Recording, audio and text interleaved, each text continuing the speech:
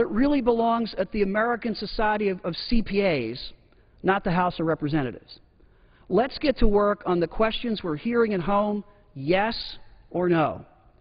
We say yes to fueling the middle-class job creators, the small business of this country.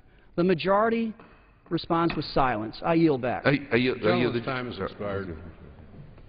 Gentleman from Georgia. Thank you, Mr. Speaker. I yield myself such time as I may consume to say I agree with the gentleman.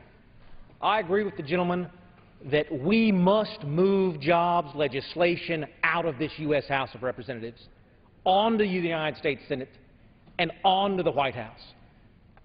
This is a budget reform bill that, as the gentleman accurately stated, is a serious bill to address a serious problem. We didn't do this in January of last year, our very first term in office. Then we were working on repealing the President's health care bill, which remains a national priority. We didn't do this last April when we were focused on presenting the first serious budget that dealt seriously with the underlying debt drivers, those entitlement programs, for the first time since 1965. We didn't deal with these issues while we were trying to continue to fund this government through a regular appropriations process that hadn't taken place in over 3 years. We have brought this bill to the floor today. What were we doing in the intervening time, Mr. Speaker? We were working on jobs. We were working on jobs because I agree with the gentleman, that is something we must focus on. Reducing regulatory burdens sits with the Senate. Energy Tax Prevention Act sits with the Senate. Consumer Financial Protection and Soundness Improvement Act sits with the Senate. Small Company Capital Formation Act sits with the Senate. I could go on and on and on, consuming all of our time, because the gentleman is right. Jobs are the priority, and this House and this leadership and this Congress has made it a priority. But to what end, Mr. Speaker? To what end? Will we stop focusing on this national priority? Absolutely not. Will we continue bringing bill after bill after bill to this floor that speaks to the needs of American families? You better believe it. But will we abdicate our responsibility? Mr. Speaker, I've got cards aplenty in my pocket. One of them is the United States Constitution. Do you know where the responsibility to budget comes from, Mr. Speaker? This wasn't a power grab like so many things that go on in this House where we're removing power from the American people. This is a constitutionally delineated responsibility of this House, and I will not apologize for being down here focusing on those things that the Constitution requires us to focus on now. That said, it's a fair question to say, but Rob, this is a small bill. This is a small bill. You know what? A lot of folks might take that as an insult, Mr. Speaker. I'm flattered by it. Because as I have watched this process, we have seen too many giant resolutions, 1,000, 2,000, 3,000, 4,000-page resolutions come to this floor. Is that practice gone forever? I suspect we'll see another monstrosity come our way. I hope not, but I suspect we will. But in the interim, we can do better. You know, in the Budget Committee, Mr. Speaker, we actually had that discussion. This is 10 separate pieces of legislation. My colleague from New Jersey earlier was saying we want up or down votes on this floor. We want yes or no votes on this floor. I share his passion. And that's what we've done. Instead of bringing a giant omnibus budget reform bill that had lots of different things tied into it, Mr. Speaker, we've decided to bring one idea at the time, just one idea at the time, and allow this House, the People's House, to have that yes or no vote on whether or not this is an idea that has merit. I appreciate my colleague's statement that this is a serious bill to confront a serious issue, and I will tell you, and it has developed more meaning to me, Mr. Speaker, since I've been a member in this House for the last 12 months. It was Edmund Burke. You know, he was a colleague of ours on the other side of the pond in the House of Commons and a huge supporter of the American Revolution. And he said this: "No one made a greater mistake than he who did nothing because he could only do a little." No one made a greater mistake than he who did nothing because he could only do a little. I confess, Mr. Speaker, I was a little naive when I showed up here as a freshman last January. I thought I was going to be able to fix it. Thought my colleagues and I, you and I, our colleagues on the other side of the aisle and I, working together, I thought we were going to be able to fix it. It's taken a little longer than I thought. Those big bites at the apple have not been as successful as I hoped. Have we passed them here? Yes. Am I proud of them? Yes. Has the Senate moved on them and sent them to the President? No. So we've changed gears, bringing the little ideas to the floor, those little ideas that, as my colleague from New Jersey mentioned, are serious reform proposals. I'll say it again, Mr. Speaker. I'm proud of these underlying proposals, and I'm proud of this rule that makes them in order. To be clear, it's a little unheard of in this House, and it's happened on both sides of the aisle. Republicans and Democrats alike have used this floor for their own devices. This rule makes in order every single idea and suggestion that's germane to the underlying bill that was brought by either Republicans or Democrats. What's better than that? What's fairer than that? What is more American than that? I understand. I know the Rules Committee has some tough decisions to make up there, and occasionally a closed rule comes to this floor. I'm generally grimacing as much as anybody when that happens. I believe in the openness of this process. But to say, send me all of your ideas and suggestions, Mr. Speaker, send them all to the Rules Committee, and for the Rules Committee to say anything that's germane, we've made an order today. Mr. Speaker, this is not a resolution to vote no on. This is the rule, not just a rule. This is the rule to come to the House floor and cast a proud yes vote today. And with that, I reserve the balance of my time. The gentleman reserves his time. The gentleman from Massachusetts. May I inquire of the gentleman how many more speakers he has? We have no speakers remaining. Well, then I will close for our side. Mr. Speaker, I yield myself the remaining time. Gentleman's recognized. Mr. Speaker, I will agree with my colleague on the Rules Committee. What is before us today is a small idea. But the fact is that we have some big problems in this country, and they require big and bold solutions, like extending the payroll tax cut for middle-class Americans. Mark Zandi, a Republican economist who worked for John McCain, said that if we don't extend the payroll tax cut, it might cost as much as 500,000 jobs in this country. So it is a little bit puzzling to me, and I think to the American people who are observing this, that rather than bringing that bill to the floor, or rather than bringing bills to the floor that will help enact the President's jobs program, or any kind of bill that will help put people back to work, we're dealing with this, which my friend on the other side of the aisle said is a small thing, a small idea. I think we can do better. I think the American people are expecting us to do much better. We should be having a debate on our manufacturing agenda. We need to get a tax structure in place that encourages manufacturing investment here in this country. We should be eliminating tax incentives and loopholes that encourage financial speculation rather than investment, and outsourcing and offshoring production, and enact tax incentives for companies that produce domestically. That's the kind of bill we should be having on the floor right now. A recommitment to investing in our infrastructure. I was hoping that we would have a transportation bill that would be worth supporting. But by all accounts, the transportation bill has become such a monstrosity that people on both sides of the aisle are opposed to it. The L.A. Times did an editorial saying that the House Republican leadership unveiled its version of the 5-year transportation bill. It isn't just that this bill is so thoroughly partisan that it has no chance of being approved by the Democratic-controlled Senate. It's that it is less a serious policy document than a wish list for oil lobbyists, and its funding proposals are so radical that they have been decried even by such conservative watchdogs as the Reason Foundation, the Competitive Enterprise Institute, and the Taxpayers for Common Sense. So, I guess next week or the week after, we're going to be bringing that bill to the floor. And again, I don't think anybody here thinks that that's going to see the light of day, which means that it's not going to create jobs. It's not going to put people back to work. Mr. Speaker, I'd like to ask unanimous consent to insert in the record the L.A. Times editorial. Without objection. I'd also like to ask unanimous consent to insert in the record an editorial from the New York Times entitled "The Payroll Tax Fight," and another New York Times article entitled "Job Gains Reflect Hope a Recovery is Blooming." Without objection, so ordered. Mr. Speaker, you know, we are beginning to see signs of hope in our economy.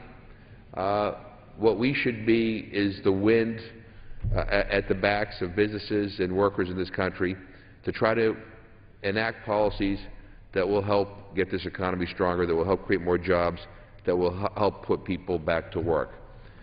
We're not doing that today. So, I mean, you know, I'm saying vote against the rule because it's not an open rule. I'm also saying vote against the rule to send a signal to the Republican leadership, enough, enough. You know, let's start bringing serious things to this floor. For example, the extension of the payroll tax cut for middle-class families and unemployment extension for those who are unemployed, no fault of their own. That's what we should be doing here, and we're not. So it is frustrating. And so I guess we will waste the day doing this on a bill that goes nowhere, but I hope sooner rather than later that the Republican leadership will finally understand the American people want us to focus on jobs. With that, I yield back the balance of my time. Gentleman yields back the balance of his time. The gentleman from Georgia. Thank you, Mr. Speaker. I yield myself such time as I may consume Gentleman's recognized. to end where I began, and that's in agreement with my colleague. He says we should be the wind at the back of small business. We should be the wind at the back of small business. Nothing could be truer, Mr. Speaker. Nothing could be more true. I don't believe that presiding over the largest regulatory expansion in the history of America is fulfilling the promise of being the wind at the back. That's wind in the face of America's small businesses. I don't believe that presiding over the largest tax increase in American history counts as being the wind at the back of U.S. small business. I think that's a wind in the face of those small businesses. I do not believe that a new health care mandate is the wind at the back of small businesses. I believe that's a wind in the face of small businesses, but I take great comfort in knowing that while there may be all of those issues that divide us, there are principles that unite us. We should, in fact, be the wind at the back of small businesses. This bill, Mr. Speaker, this rule that makes in order every single idea to improve the underlying legislation,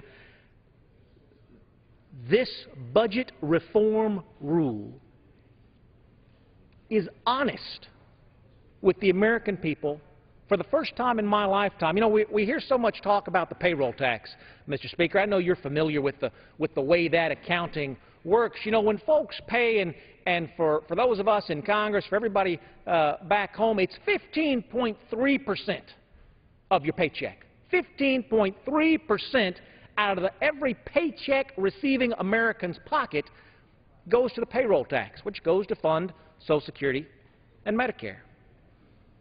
Under the clever accounting rules that the Congress and the President have so elegantly crafted, when I pay my 15.3% out of my paycheck every month, when every American worker, Mr. Speaker, pays their 15.3% with the expectation that Medicare will be there for them when they retire, with the expectation that Social Security will be there for them when they retire, when we all contribute the clever accounting rules here on Capitol Hill, call that a credit. That's a credit to the United States government's Treasury. It does not account for it as a debit because now folks have promised to have Social Security and Medicare there for me when I turn 67. It counts as a credit, Mr. Speaker. When we hire a new federal employee, every new federal employee we hire, Mr. Speaker, when they pay out of their monthly check to the federal employee retirement system, that pension that's available to every federal government employee, that payment that they make into the pension program is counted as a credit. It's as if the more federal employees we hire, the more money we'll make for America. No, because with every year of payment into that system, they get something very large out. This is not news to any business owner in America, Mr. Speaker. This is not news to any business owner in America. They have to do this accounting every day. You want to talk about the crooks on Wall Street? If Wall Street accounted the way the federal government does its accounting, they would in fact be crooks and they would in fact all be in jail. It's unconscionable. The wool that we pull, and we're all complicit in it, have been for years, the wool that we pull over the eyes of the American taxpayer, and kudos to this Budget Committee, and candidly to this Budget Chairman. Chairman Paul Ryan and the Chairman of the Rules Committee, Chairman David Dreyer, have been working on fundamental budget reform for a decade. And why it is that neither party has had the courage to bring this forward until now, I do not know. But I stand here with pride to be associated with it today. Mr. Speaker, if you want to create jobs, call your senator. Call your senator from your home state, Mr. Speaker, and share with them the importance of moving the pro-jobs agenda that is sitting on their doorstep. I understand, Mr. Speaker, and I wouldn't hold it against you if you can't remember all of the jobs bills we've passed. There have been so many, but you can see them. It's on the web, GOP. Jobs.gop.gov. You can see it there, every single one, and you can see their status. Now, in fairness to the Senate, of the more than 30 bills we've passed, they've done a handful, and I mean literally a handful, but dozens more sit there waiting. I want to say to you, Mr. Speaker, if the pitch from my colleague that we are abdicating our responsibility to focus on jobs took any root with you at all, let me say emphatically, not true. Not true. Our focus has always been on jobs. Our focus will continue to be on jobs. Our focus has always been the economy. Our focus will continue to be the economy. But there is a trust deficit in this town. There is a trust deficit in this town. Everybody hears it when they head home. Everybody hears it from their constituency. I don't believe you when you say it out of Washington, D.C. I get it. I come up here, I read these budgets, Mr. Speaker. Some of them are hard to understand. We've got a whole team of staff here to help us sort through those numbers. I rely on that staff. I'll go and talk to them, and we'll go through it all line by line. It's hard to understand. It doesn't need to be. It doesn't need to be D.C. doublespeak. It can be Georgia common sense that we bring to the budgeting process, and that is what the underlying resolution does today. You know, Mr. Speaker, in 2001, when this president took office, the CBO projected a surplus of $889 billion. I'm sorry, 2001 when the President Bush took office, a surplus of $889 billion by 2011. That turned into a $1.3 trillion deficit under two presidents. From $889 billion in surplus to $1.3 trillion in deficits, and I tell you that every single spending bill that left this body over those years, I was not in this body serving, but I saw it day in and day out, every single spending bill was done with the very best of intentions. The very best of intentions, but where does that leave our children and our grandchildren? It leaves them $15 trillion in debt. You talk about being a wind at the back of small businesses, Mr. Speaker. I try to get my mind around what $15 trillion, on its way to $16 trillion in debt means. Do you know, if you're a small business owner in America, if you're a small business owner and you started a business on the day that Jesus Christ was born, if you started your small business on the day Jesus Christ was born and you were so bad at it that you lost $1 million a day, $1 million a day, every day, 7 days a week, Mr. Speaker, from the day Jesus was born until today, you would have to continue to lose $1 million a day, every day, 7 days a week, for another 700 years to lose your first $1 trillion. As stewards of the American people's money, Mr. Speaker, we've lost $15 trillion. much of that just in the last 4 years.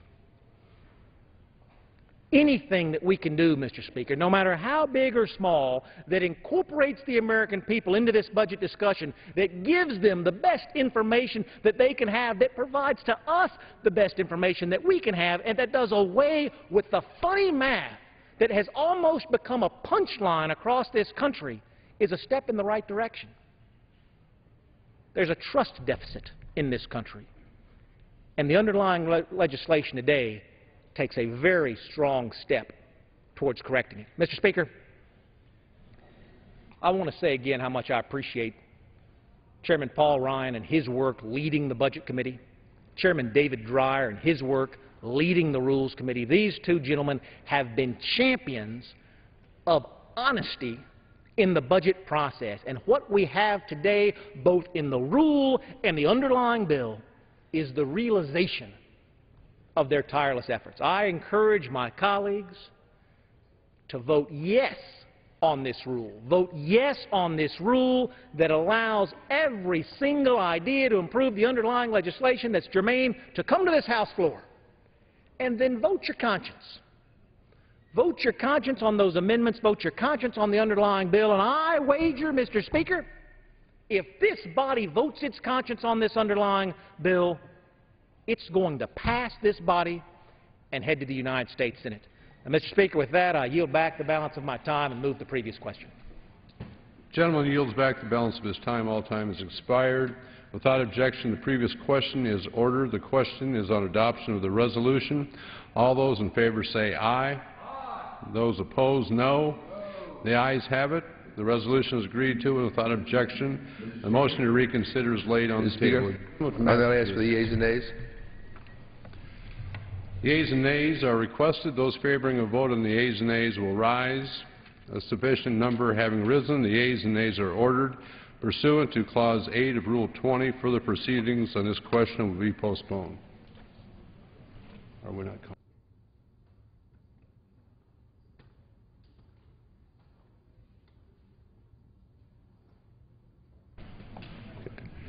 Pursuant to House Resolution 534 and Rule 18, the Chair declares the House and the Committee of the Whole House of the State of the Union for further consideration of H.R. 1734. Will the gentleman from Arkansas, Mr. Womack, kindly take the chair?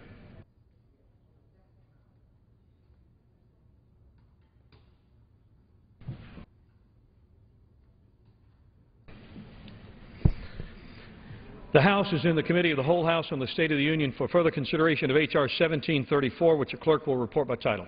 A bill to decrease the deficit by realigning, consolidating, selling, disposing, and improving the efficiency of federal buildings and other civilian real property and for other purposes.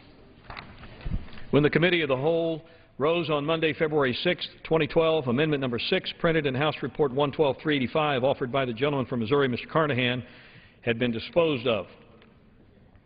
Pursuant to Clause 6 of Rule 18, the unfinished business is a request for a recorded vote on Amendment Number 3, printed in House Report 112-385 by the gentleman from Virginia, Mr. Connolly, on which further proceedings were postponed and on which the ayes prevailed by voice vote. The clerk will redesignate the amendment. Amendment Number 3, printed in House Report Number 112-385, offered by Mr. Connolly of Virginia. A recorded vote has been requested. Those in support of the request for a recorded vote will rise and be counted. Sufficient number having risen, a recorded vote is ordered. Members will record their votes by electronic device. This is a 15-minute vote. Moments ago, the House wrapped up a debate on the rule for another bill that would change the federal budgeting process, a bill that would change the way that federal loans are calculated and require that Fannie Mae and Freddie Mac be included in the federal budget. They'll vote on that rule in just a bit. First, though, they're going to finish up work on a bill that they started yesterday, one that would create a commission to recommend federal properties that could be sold or redeveloped to reduce cost to taxpayers. This is Jerry Connolly, a Democrat from Virginia. His amendment would protect the ability of federal agencies to work with local governments to preserve appropriate excess federal property as open space and eliminate federal maintenance expenses while preserving public benefits. So just one amendment vote, and we expect a Democratic motion to recommit and final passage on the federal property bill. We also expect the swearing in during this series of votes of Representative-elect Suzanne Bonamici. Suzanne Bonamici was elected a week ago in Oregon. She takes the seat of former Representative David Wu. We expect that swearing in sometime during this series of votes. From California, from the West Coast, a ruling from the Ninth Circuit Federal Appeals Court there, ruling that the same-sex marriage ban in California is unconstitutional. We covered that oral argument back in December, and you can find that in our video library. You'll also find lots of hearings from today in our video library, including the Payroll Tax Cut Conference, the fourth meeting of that conference today, the Keystone XL pipeline markup, some legislation.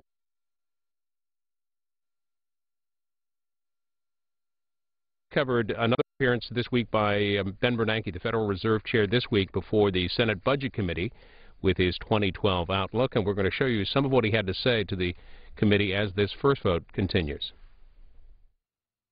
On page 4 of your statement, you had testified that the current estimates of the longer run normal rate of unemployment is between 5.2 and 6%. How does that compare, for example, to unemployment during the go-go years of the 1990s? Do you think we're destined to have higher unemployment than in the 90s? Well, unemployment did reach levels below that, not only in the 90s, but earlier in the 2000s as well. We are concerned that over the past few years that there has been some modest increase in the sustainable long-run rate of unemployment. One of the factors contributing to that is the fact that, as I mentioned in my remarks, that about 40% of the unemployed have been unemployed for 6 months or more, and those folks lose skills, they lose attachment to the labor force, and it's more difficult for them to find steady employment in the longer term. I'd like to emphasize that in estimating that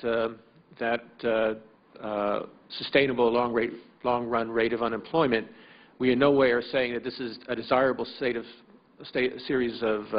events, state of circumstances.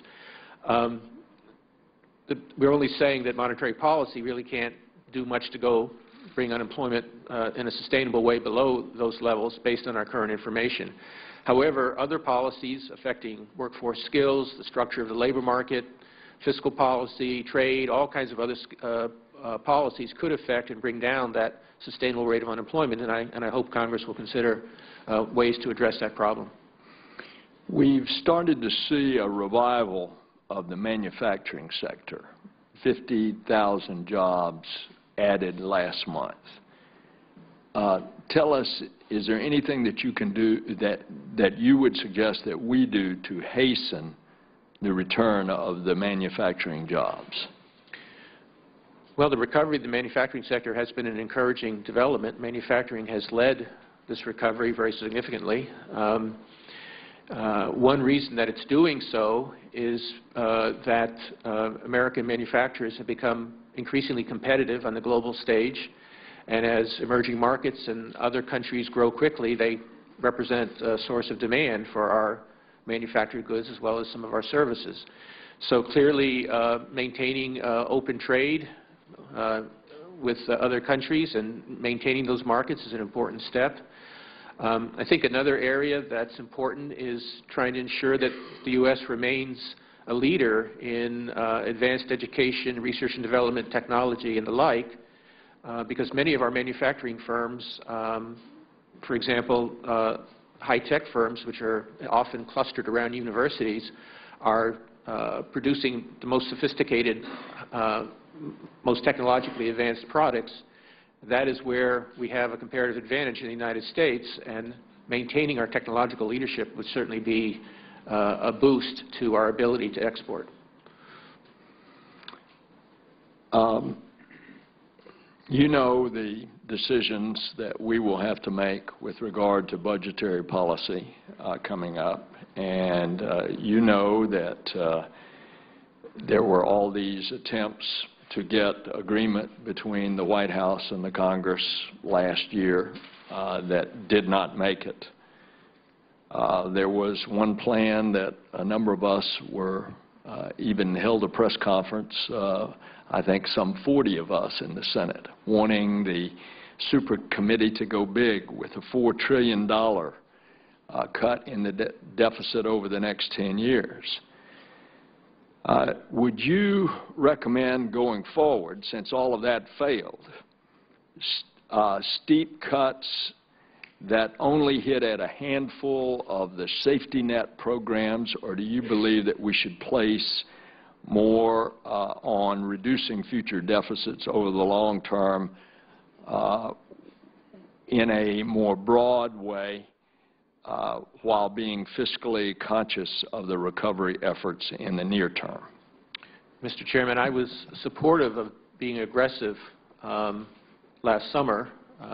A number like $4 trillion was the CBO's estimate of what would be needed to stabilize debt-to-GDP ratios over the next decade, which is an important objective, obviously. But I would like to urge the committee not to be solely attentive to the 10-year CBO window. I mean, most of the problems in our fiscal path arise after the next 10 years, going out 15, 20, 30 years as our population ages, as healthcare costs rise, and so on. So what I would advocate is looking broadly, having a broad-based discussion, but in particular looking at sustainability over the long run. And I think that's going to take a lot of work on the part of Congress. It's really not my place to make detailed recommendations about specific components of the budget, but I do urge the Congress, and I heard many people on this committee express the same sentiment, that we need a long-term plan to put our debt-to-GDP ratio, our overall fiscal burden, on a sustainable path. Thank you. Senator Sessions. Thank you, Mr. Chairman, and Mr. Chairman Bernanke, thank you. Your remarks have been very insightful, and we all have different opinions, but I think you're pretty close to what we need to be doing, and we value that. I would yield to Senator Grassley at this time. Yeah. First of all, I want to compliment you on your movements towards transparency, and I think even the more you can do of that, and do it not just for the sake of letting people know about the economic impact of your policies, so that there's not the obscurity that's existed, but to do it for the purpose of educating the public more about the important role of the Federal Reserve. You're too important for people to think that there's some conspiratorial aspect of everything the Federal Reserve does. And this comes up not often, but it comes up too often in my town meetings, and I think the more you can tell people about what your role is very important. My question is based upon, first of all, if Congress fails to act on January 1st, 2013, our nation is going to see the largest tax increase in the history of the country, and people don't understand this, but that's going to happen without even a vote of Congress. The Congressional Budget Office has estimated the economic impacts of this $3 5/10 trillion tax increase, along with a few other policies. CBO estimates that the unemployment rate at the end of 2013 could be as much as 2 percentage points higher, and that the GDP growth could be as much as 3 percentage points lower.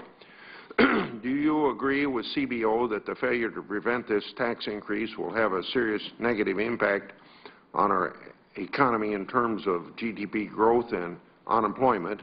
And secondly, if so, at what point in 2012 will the uncertainty of the tax increase begin to hinder economic growth? Well, Senator, first, thank you for your comments on transparency. And on the role of the Federal Reserve, I've agreed to give a series of lectures at George Washington University next month as part of a class, and I'll be talking exactly about that issue. I agree basically with the CBO's analysis. If with no action is taken on January 1st, 2013, between expiration of tax cuts, sequestration, and a number of other measures, there'll be a very sharp change in the fiscal stance of the federal government. which by itself would with no compensating action would indeed slow the recovery. The CBO predicts a 1.1% growth and an increase in unemployment in that year, and that's based entirely on their current law assumptions. So they're assuming that contraction will take place. So I want to be very clear that I'm in no way stepping back from my strong advocacy of maintaining fiscal sustainability in the longer term. It's critically important that whatever actions are taken to mitigate the short-run impacts of some of these changes, that they be combined with a credible plan for longer-term return to sustainability. But I think there is a concern there that this very sharp change in the fiscal position in a very short time might slow the recovery. I don't know exactly when the uncertainty would become a factor, but surely as we get closer to January 1st and Congress has not given a clear roadmap for how it plans to proceed, that would certainly affect planning, business decisions, household decisions as they look ahead to the next year. Okay. My second question will have to be my last one. You recently announced that the Federal Open Market Committee's goal of an inflation target of 2%. Core inflation currently stands above the Fed's target at 2.2%. Separately, you also announced that the federal funds rate will likely be held near zero through 2014. This question comes from the point of view that you said if there's a trade-off between decision-making on unemployment and on inflation, at least as I read it, unemployment would have a higher priority. Is the Fed sending a signal that keeping inflation in check is a secondary priority to achieving full employment, and to what extent is the Fed willing to act should inflation continue to rise? Well, Senator, it's true that a 12-month backward look at inflation shows inflation a bit above 2%. But as we look forward, and as the fact that the energy price increases of early last year have not reoccurred, our projections are that inflation is going to remain very subdued, probably below our 2% target, going into 2012 and 2013. So our best, because monetary policy works with a lag, we have to think about where inflation is going to be, not where it's been in the past. Inflation has been averaged about 2% a year over my tenure as chairman, and we expect it to be at 2% or below in the next couple of years. So we think that's entirely consistent with a policy of accommodative policy. Now, I want to disabuse any notion that there is a priority for maximum employment. We say very explicitly we take a balanced approach. Congress gave us a dual mandate. We work to bring both sides of the mandate back towards the target. The main goal of that statement was not to announce any change in policy. The main goal was to give greater clarity about how we define these long-run objectives. But we are certainly going to be working to bring both parts of our mandate towards desired levels. I think it's good you're going to the University of, or George Washington University, but if you'd want to come to the Grassroots of America and the University of Northern Iowa, I'd help arrange it for you. Thank you. It'll be streamed online, so okay. It's open. Okay. Thank you very much. Thank you, Senator Grassley. Senator Wyden. Thank you, Chairman Nelson, and thank you, Chairman Bernanke. I want to ask you a little bit more about the shocks to the economy that you have been discussing. You talk about the pace of the recovery being slow, and particularly for the millions of people who are hurting, unemployed, underemployed, and that all of this really comes together as part of a sluggish expansion that's left the economy vulnerable to shocks. So I can see plenty of shocks.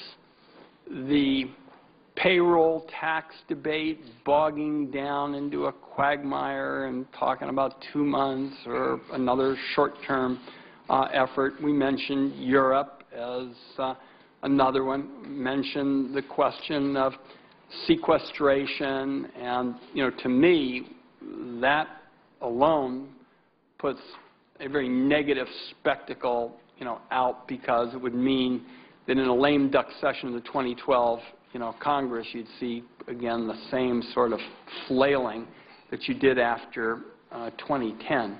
So my first question to you on the shock issue is, doesn't it serve to shock our economic system just to have all this delay and week after week of bickering and inability to get decisions on whether it's payroll taxes or others? Isn't that in and of itself a shock to the system in terms of what it does to business confidence and predictability and certainty? Well, policy uncertainty is certainly one of the things that businesses complain about. It makes it harder to plan. You know, we face the same issue as regulators with regulatory uncertainty, and obviously, to the extent that greater clarity can be provided, it would be helpful to the economy. Is it fair to describe that as yet another shock to the system? Because to me, everything I've been trying to do, I'm going to ask you about tax reform here in a minute, has been to try to figure out how to force action early. Because when you don't, what you're most likely at a time when you have this sluggish expansion to see these shocks and a reduction in confidence and predictability and the like. So is it fair to say that delay in this kind of climate, when it comes to getting the payroll tax issue worked out and others, that in and of itself is a shock to the system? Well, I would cite the example of the debt ceiling debate last summer, which was clearly a shock and very palpably affected consumer confidence and financial markets. More generally, loss of confidence that agreement will be reached or uncertainty about what agreement will be reached is a negative for confidence.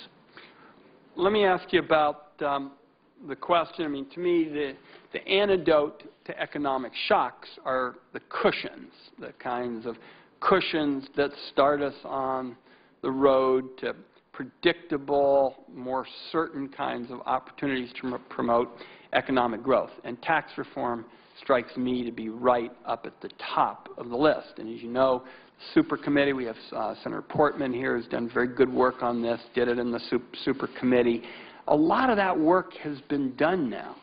I mean, there are tough political calls to be made, of course, to address tax reform, but the principles are pretty clear. Much of what was done in 1986, clean out a lot of the junk, the special interest breaks to hold down rates and keep progressivity.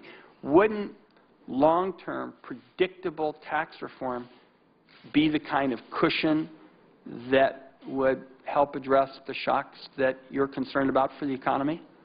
Predictability is good, and also a good tax code in itself promotes growth. I think most economists agree that a simpler, fairer, broader base tax code would be constructive for growth, yes. And on the converse of it all, wouldn't piecemeal changes, where again we go through another round of temporary credits, temporary extensions, modifications to this provision, that provision, wouldn't that contribute to the uncertainty and the lack of predictability that would make it hard for us to grow?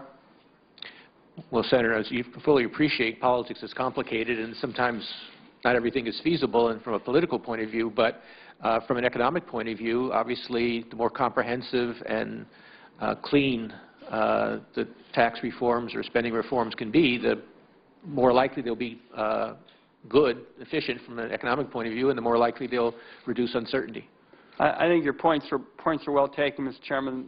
My concern is, absent the kind of comprehensive reform that I think would be as strong a cushion to the shocks that you're talking about, I just hope that the country will see how important it is to steer away from yet more piecemeal kinds of changes that make this broken tax system even more dysfunctional and don't give businesses and consumers the predictability they need to generate the growth that you are talking about. Thank you, Mr. Chairman.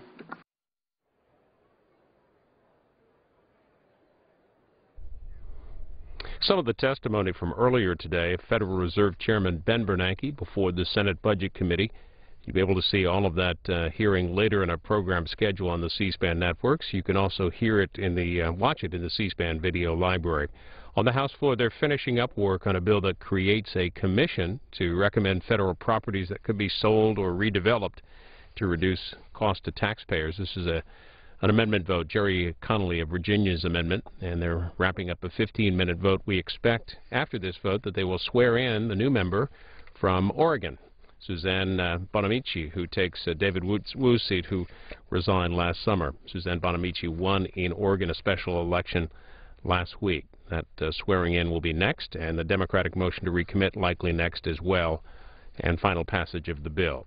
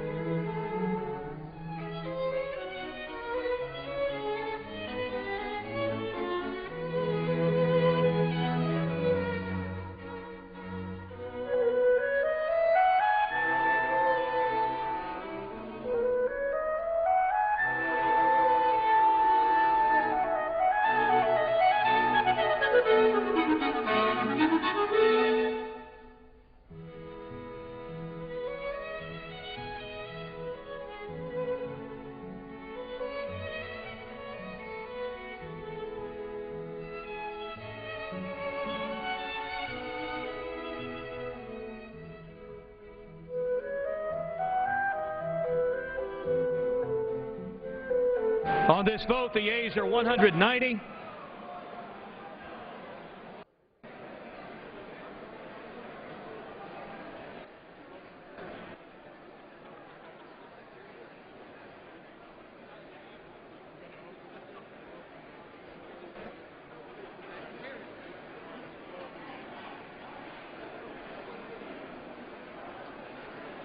On this vote, the yeas are 191. The nays are 230. The amendment is not adopted. There being no further amendments under the rule, the committee rises.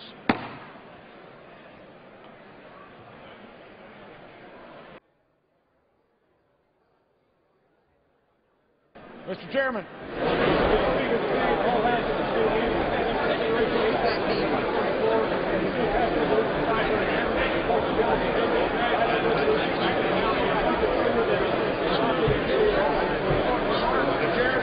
The whole House and the State of the Union reports that the committee has had under consideration the bill H.R. 1734 and pursuant to House Resolution 537 reports the bill as amended by that resolution back to the House with sundry other amendments adopted in the Committee of the Whole. Under the rule, the previous question is ordered.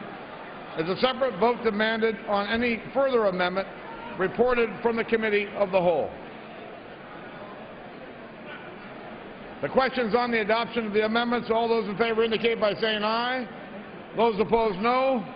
The ayes have it. The amendments are adopted. The question's on engrossment and third reading of the bill.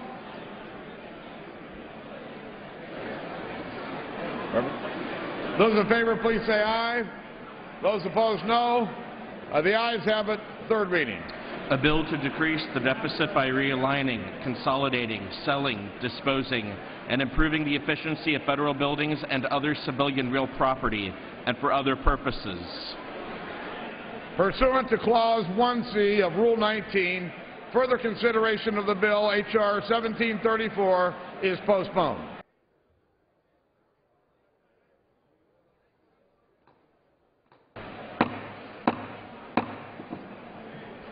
Will members please take their seats?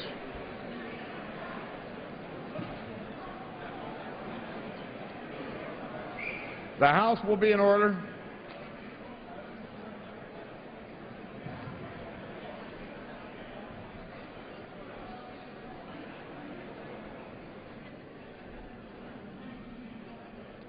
Chair will not proceed until members take their seats.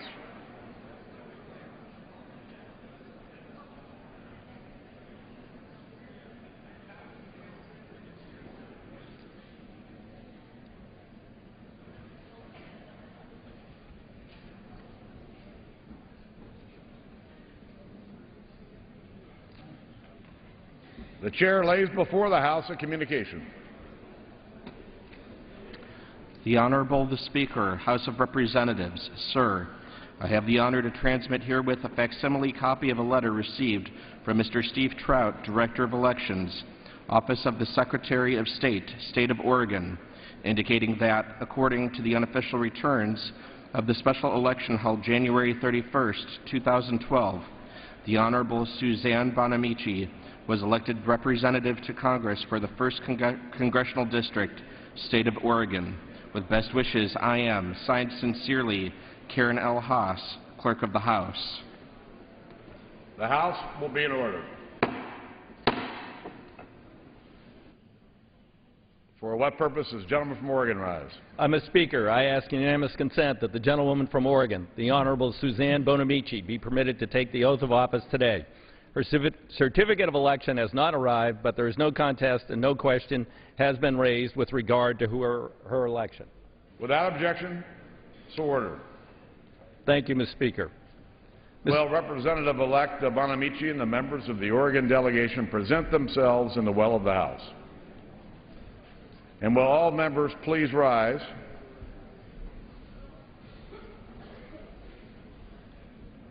And will the representative-elect please raise your right hand? Do you solemnly swear that you will support and defend the Constitution of the United States against all enemies, foreign and domestic, that you will bear true faith and allegiance to the same, that you take this obligation freely without any mental reservation or purpose of evasion, and that you will well and faithfully discharge the duties of the office on which you are about to enter, so help you God? I do. Congratulations. You are now a member of the 112th Congress.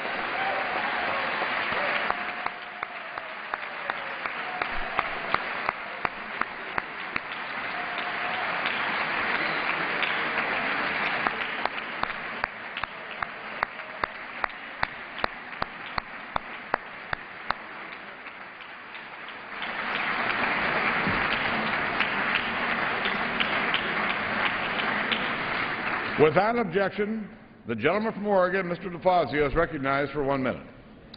Thank you, Mr. Speaker. Mr. Speaker, on behalf of the entire Oregon congressional delegation, I'm pleased to introduce fellow Oregon Duck, Italian-American, and the newest member of our delegation, Congresswoman Suzanne Bonamici from the 1st Congressional District of Oregon. Suzanne is a... Give it up, guys. Suzanne's a former Oregon State legislator and attorney who has worked on consumer and small business issues with a distinguished record of accomplishments and service for the people of Oregon. I know she'll be a strong and effective addition to our delegation in the House of Representatives. Suzanne, welcome, and we look forward to working with you. And with that, I would yield to my colleague from Oregon, Mr. Walden. Thank you very much, Mr. Speaker. On behalf of the entire Republican delegation from Oregon, I extend a very warm welcome to the newest representative from the Beaver State, Suzanne Bonamici. She cuts a similar path to the People's House as the one I traveled, having served in Salem as a state representative and a state senator, and as my colleague from Eugene points out, is a fellow Duck, having also earned a journalism degree, as I did, from the University of Oregon. Now, she joins a congressional delegation that has a long history of embracing what we call the Oregon way, to set aside our differences and pursue solutions to take care of the state's most pressing priorities. From Congressman DeFazio and Schrader and Blumenauer to Senators Wyden and Merkley, who are on the floor today, we have mounted a number of bipartisan efforts in the Congress. So we are delighted to have you as part of this team. I can speak for the entire delegation in saying we look forward to working with you and continuing on in the great service to the state of Oregon. Thank you and welcome to the Congress.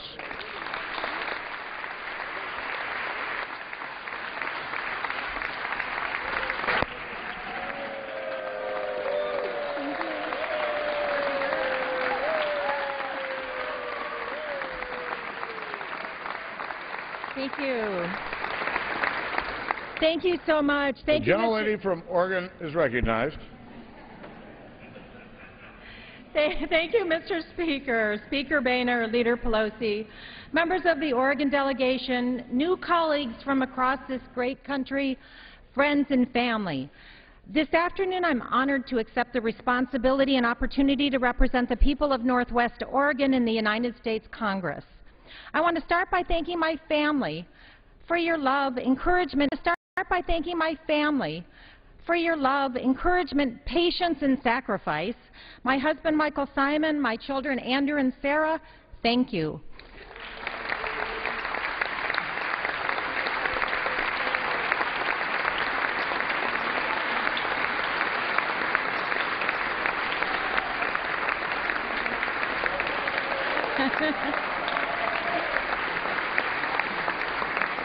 And thank you also to my mother, Marie Bonamici Woodcock, who's also here with us today, for giving me my first job in your small business and for instilling in me the values I hold today.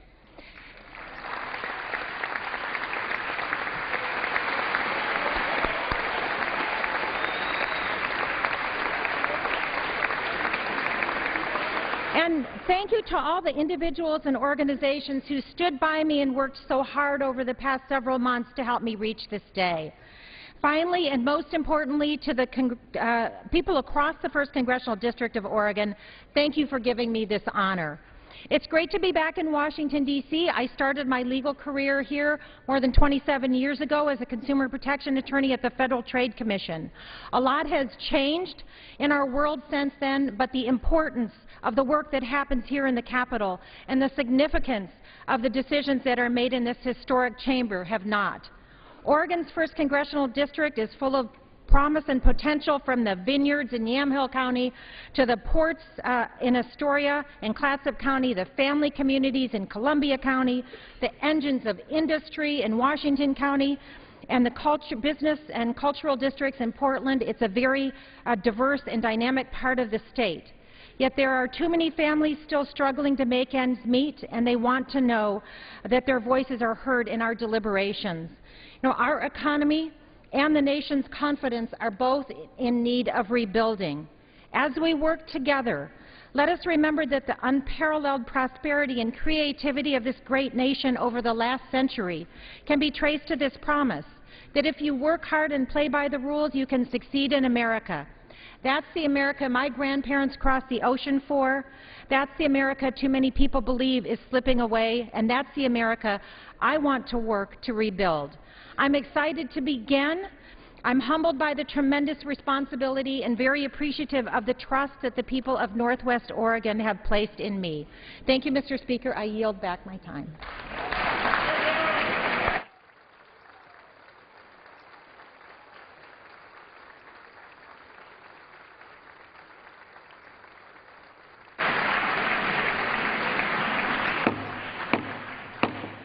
Under Clause 5D of Rule 20, the Chair announces to the House that in light of the administration of the oath to the gentlewoman from Oregon, Ms. Bonamici, the whole number of the House is now 434.